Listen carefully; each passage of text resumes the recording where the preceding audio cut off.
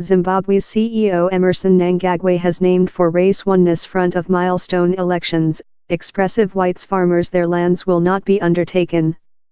Ex-CEO Robert Mugabe's by the government backed the withdrawal of hundreds of whites-owned agriculture that they saw as unjustly undertaken by Novoslav. But Mr. Mnangagwa, 75, said a mob in Harare how the contentious politics was a item of the history. We should stop to say on who owns the farmer in regulation of color, he told. It is penal speaking on how a farm, a dark farm, a white's farm, is a Zimbabwe farm.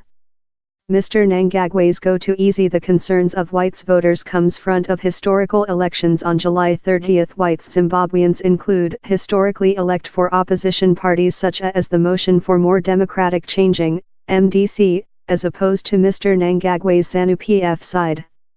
He said the mob how his by the government was racially curtain and recognized the fail of his forerunners' contentious earth reforms.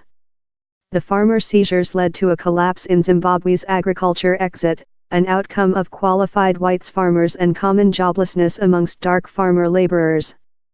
Down there are more than rather than 120 policy parties recorded for the monthly's elections, and down there are potential to be 23 president candidates to select of on the voting. Mr. Mnangagwa is favorite to win the survey, but analysts say he as well has enemies, both of for overthrowing his ex-coach and for creature a early authority of Mr. Mugabe's by the government. The major opposition lead is Nelson Chamisa, 40, a attorney and evangelist who rose to the top of the MDC in February. He is extremely famous, particularly amongst the youthful and jobless, and would be the nation's youngest always CEO if selected. The youthful voice is anticipated to be core. More than rather than part of Zimbabweans are now by 25 and on 43.5% of recorded voters are by 35.